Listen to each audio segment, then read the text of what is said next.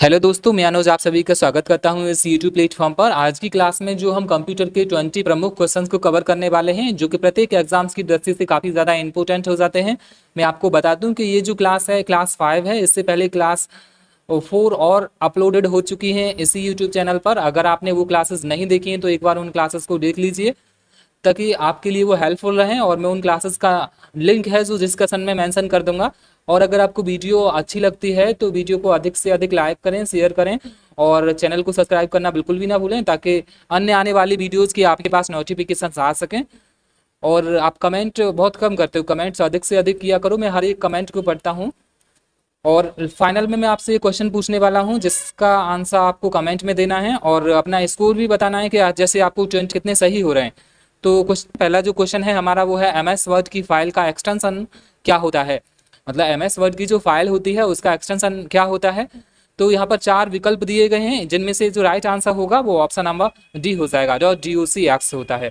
Question number 2 की ओर बढ़ते हैं, जिसमें पूछा जा रहा है सामान्य रूप से MS पावर पॉइंट में स्लाइड का ओरिएंटेशन कैसा होता है। मतलब स्लाइड का ओरिएंटेशन बाय डिफॉल्ट कैसा होता है।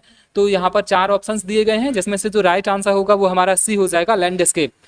नेक्स्ट क्वेश्चन की वो बताते हैं। क्वेश्चन नंबर 3 है MS एक्सेल में सामान्य रूप से कितनी सीट होती हैं। तो विकल्प ए है 5 और विकल्प बी है 7 और विकल्प सी है 3 और विकल्प डी है और 4।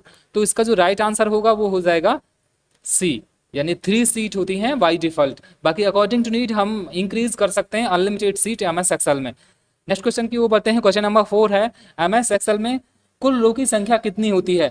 मतलब देखो इस तरीके से जो ये बनी होती है MS एक्सेल में, इस तरीके से इन्हीं को क्या कहते हैं, रो कहते हैं। और ऐसे जब मैंने ये बना दिए तो इन्हें क्या कहेंगे, कॉलम कहेंगे। अब इसमें पूछा जा रहा है टोटल जो रो की संख्या है वो कितनी होती है।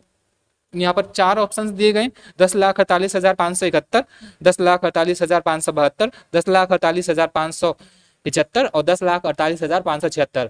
इसमें से जो राइट आंसर होगा वो विकल्प डी हो जाएगा। क्वेश्चन नंबर 5 है डेस्कटॉप स्क्रीन को अन्य किस नाम से भी जाना जाता है। जो डेस्कटॉप स्क्रीन होती है, डेस्कटॉप स्क्रीन सबसे पहले आपको ये मालूम होना चाहिए कितने भागों से मिलकर के बनी होती है। 3 भागों से मिलकर के बनी होती है, वॉलपेपर, आइकॉन और टास्क बार। इसमें ऑप्शंस दिए गए हैं, 4 ऑप्शन है। नंबर 1 ऑप्शन है title page, number B option है cover page, number C option है विंडो होम पेज और नंबर डी ऑप्शन है करंट पेज। तो इसका जो राइट आंसर होगा, अगर आप पहले से जानते हो किसी भी क्वेश्चन का राइट आंसर तो वो आप कमेंट कर दिया करो। और फाइनल में जैसे ही आप कंप्लीट वीडियो को देख लेते हो तो अपना स्कोर भी कमेंट किया करो। तो इसका जो राइट आंसर है वो सी हो जाएगा। क्वेश्चन नंबर 6 की ओर चलते हैं। शॉर्टकट आइकॉन बनाने की प्रक्रिया को क्या कहते हैं। मतलब जो शॉर्टकट आइकॉन होते हैं उन्हें बनाने की प्रक्रिया को क्या कहते हैं। यहाँ पर 4 विकल्प दिए गए हैं शॉर्टकट की, place holder, drag and drop method, alignment. तो इसका जो राइट आंसर होगा वो ड्रैग एंड ड्रॉप मेथड हो जाएगा, यानी विकल्प सी हो जाएगा। क्वेश्चन नंबर 7 की ओर चलते हैं। 7 में पूछा जा रहा है MS वर्ड में किसी भी टेक्स्ट का कलर, साइज और तथा स्टाइल आदि बदलना क्या कहलाता है। मतलब किसी भी टेक्स्ट का साइज, कलर, स्टाइल आदि बदलना क्या कहलाता है। तो सबस्क्रिप्ट, फॉर्मेटिंग और अलाइनमेंट और इंसर्शन। 4 ऑप्शंस दिए गए, एक ऑप्शन है जो राइट है और इसका जो राइट आंसर होगा वो विकल्प बी हो जाएगा, यानी फॉर्मेटिंग। क्वेश्चन नंबर 8 की ओर चलते हैं, जिसमें पूछा जा रहा है MS ऑफिस में एक क्लिपबोर्ड ग्रुप होता है जिसमें कट, कॉपी, पेस्ट और ब्लैंक स्पेस है ऑप्शन होते हैं। मतलब यहाँ पर पूछा जा रहा है कि यहाँ पर एक और क्या आएगा ऑप्शन, एक और ऑप्शन का नाम। तो यहाँ पर दिया गया है ऑप्शन ए है नंबरिंग एंड बुलेटिंग, ऑप्शन बी है अलाइनमेंट, ऑप्शन सी है और फॉर्मेट पेंटर, ऑप्शन डी है डिलीशन। तो इसका जो राइट आंसर होगा वो फॉर्मेट पेंटर हो जाएगा। क्वेश्चन नंबर 9 की ओर चलते हैं। किसी भी पेज का ऊपर का भाग क्या कहलाता है। किसी भी पेज का जो ऊपर का भाग होता है वो क्या कहलाता है। 4 ऑप्शन दिए गए हैं, आपके अकॉर्डिंग कौन सा आंसर है। अगर आप पहले से जानते हो तो उसे कमेंट में मेंशन करना। बाय द वे इसका जो राइट आंसर हो जाएगा वो विकल्प सी हो जाएगा, हेडर। किसी भी पेज के ऊपर के पार्ट को क्या कहते हैं, हेडर कहते हैं। क्वेश्चन नंबर 10 की ओर बढ़ते हैं। MS एक्सेल में कुल रो की संख्या क्या होती है या फिर कितनी होती है, एक ही बात होती है। तो यहाँ पर 4 विकल्प दिए गए, इन्हीं में से एक राइट आंसर रहेगा।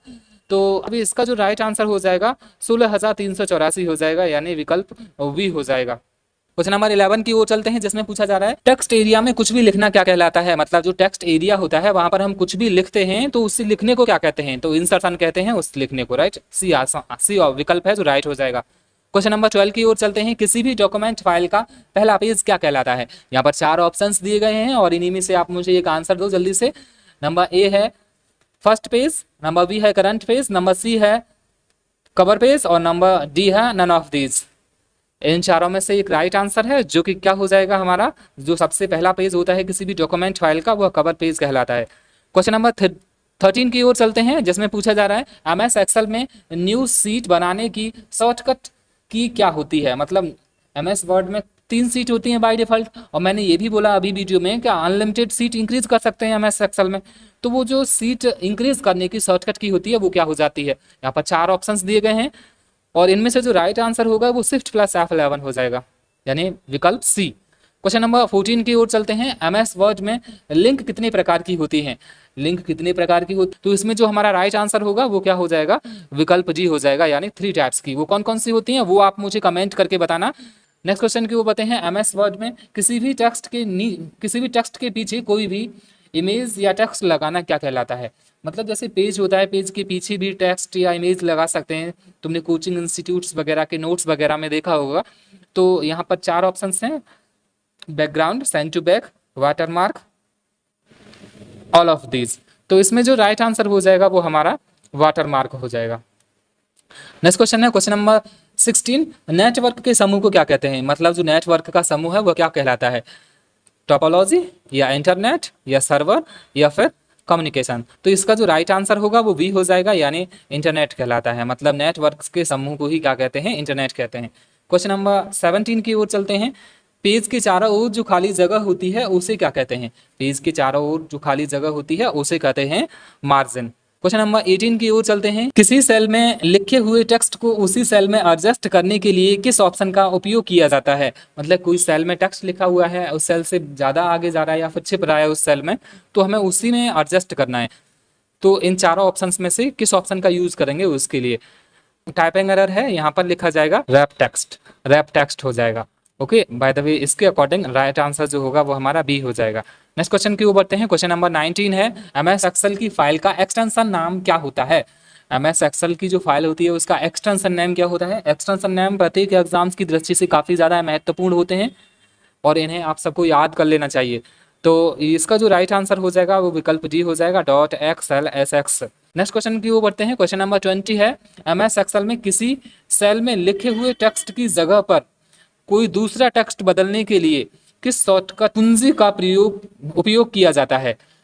तो इसमें 4 ऑप्शंस दिए गए हैं, Ctrl+R, Ctrl+S, Ctrl+H, Ctrl+K। आपके अकॉर्डिंग इस क्वेश्चन का क्या आंसर होगा वो आप मुझे कमेंट करके बताना, और यही आपका होमवर्क है। और साथ ही आप अपना स्कोर बताना कि आपके 20 में से कितने राइट हैं। ओके, और आप अगर चाहते हो कि मैं और किसी सब्जेक्ट्स की भी वीडियो बनाऊं तो वो भी आप मुझे कमेंट करके बताना। बाकी आज के लिए काफ़ी है, मिलते हैं किसी और वीडियो में। तब तक के लिए आप लोग पढ़ते रहिए, खुश रहिए।